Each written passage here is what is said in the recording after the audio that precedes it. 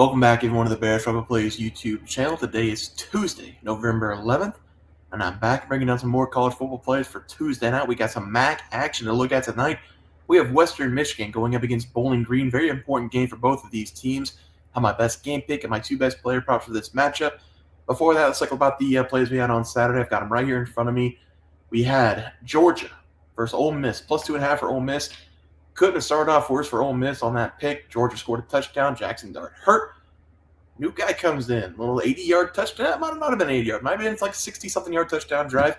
All of a sudden, Jackson Dart gets a little bit more healthier, and Ole Miss score 7-7, score 14-7, couple field goals here and there. Georgia's dead. Georgia is dead. We had Colorado -4 against Texas Tech. Only saw a couple plays in this game, but it looked like it was a ref show for Colorado. A lot of angry Texas Tech people out there. We did cash Colorado -4. Worst play of the day, LSU plus, actually, scratch that. Not the worst play of the day. LSU money line against Alabama. Alabama dominated this game. Every aspect of the game. The hurricane did hit during the time, which hurt for the Garrett Nussmeier prop, but LSU got dominated. Alabama's a good team. LSU's out of the playoffs. Bye-bye, LSU. We have BYU against Utah. BYU has done it twice now. They did it against, who did they do it against? I want to say like TCU or Baylor. It was a Big 12 game.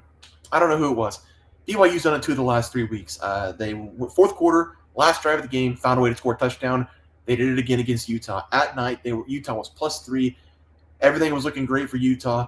Fourth quarter, I think it was like a 3rd or 4th and 19 sack at the goal line, bailed out from a flag from the refs. They had 3 or 4 bailouts on that last drive for BYU to win that game outright. BYU did win. Utah did not, or they did not cover those. So Utah gets the win there. We take a loss with BYU -2.5. Washington +13.5 against Penn State. Penn State looked really good. Washington, I don't know. I thought they were a good team. I thought the special teams was just holding them back. They just might not be a good team altogether. Now here's the worst play of the day. Iowa State -2.5 against Kansas. Boy, oh boy, is Iowa State bad. I mean, I thought after that loss, they're playing for the Big 12 conference. Kansas is not a very good team. 2-6 Kansas in Arrowhead dominates Iowa State. Player props had Rocco Beck over 252.5, had 300+ against Kansas.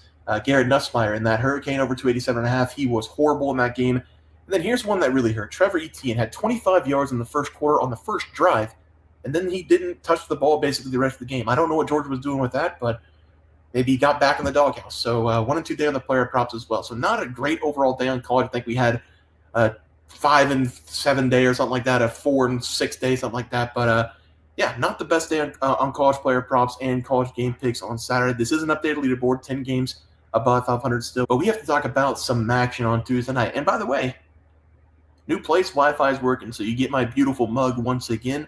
I know a lot of you probably like the no-face camera, but guess what? I'm back. We're going to look at the Mid-American Conference here, Week 12 in college football. We have Western Michigan going up against Bowling Green. It's Week 12 in college football, guys. It hurts to say because we are way over halfway over the season.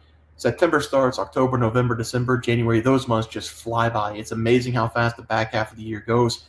I'm trying to soak it all in because I know that it's slipping away, and we got to take advantage of these 2 tonight MAC games because we're not going to get them for much longer. Bowling Green going up against Western Michigan. This is a massive game for the entire conference. This is a massive game for both of these teams.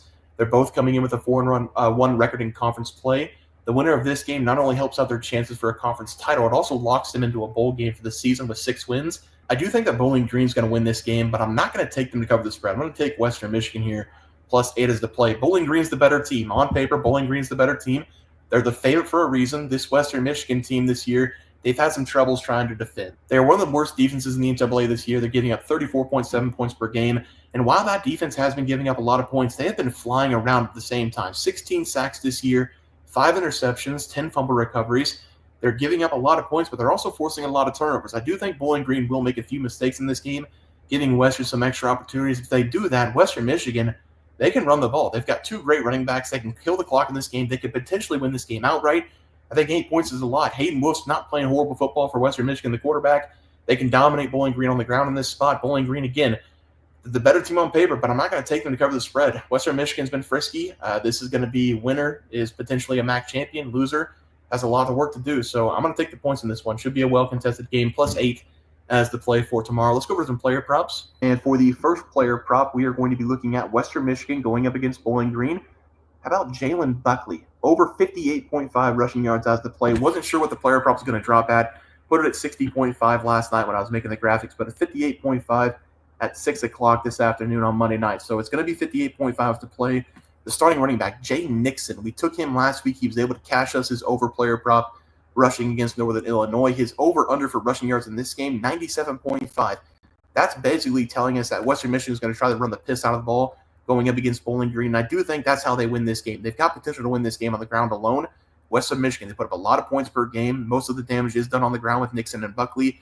Jalen Buckley last season, this is no scrub. He was the lead back last year, 1,000 yards last season. He's the number 2 this season because Nixon's been great. But over the last 3 games, Western Michigan has been giving him the rock a little bit more than normal. He's had 11-plus carries in 3 consecutive games, having 80-plus yards in back-to-back games against Kent State and Northern Illinois. In the last game, Nixon, he broke off a huge run that helped him with his player prop, but Jalen Buckley was basically the lead back against NIU, and that's why I'm taking him in this game. He got a ton of snaps last game. He outsnapped Nixon in that game. Nixon only had 12 carries. Buckley had 16 carries, and Buckley was the feature back. Nixon had one massive run, but it was Buckley's game. The Bowling Green defense, they're vulnerable. They're giving up 170 yards per game on the ground. I love the play here. Over 58.5 rushing yards as the play. And for the second player prop of the night, we are going to go look at Toledo going up against Central Michigan. Double Michigan breakdown, Central and Western. Another MAC battle here. Significance for Toledo. They need to win this game to keep their chances alive for a MAC title. I'm going to go with the wide receiver in this one. Junior Vander Ross III. Over 62.5 receiving yards against Central. Again, had to guess on the graphic. For the player prop, it did come out, double-checked it, 62.5 receiving yards. That's what we're going to go with. I think that's a pretty fair number. Central Michigan this season, they have been pretty bad defensively in the secondary, and they haven't been able to stop the run very well either. I do think Central Michigan is going to give up a lot of points in this game, but I also think that they can maybe answer against Toledo because Central Michigan, they've been frisky this season. I'm going to take a look at the secondary, though, of Central Michigan going up against Toledo. Toledo likes to throw the ball. They got a good quarterback in Gleason.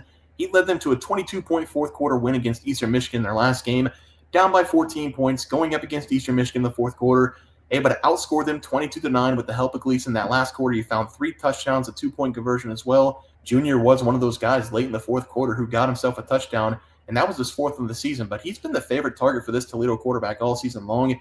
He has 56 catches on the year, 628 yards. And whenever you look at this Toledo team, they've got 2 guys out there, basically. It's Newton and Vander Ross. They've combined for 104 catches, 1,400 receiving yards.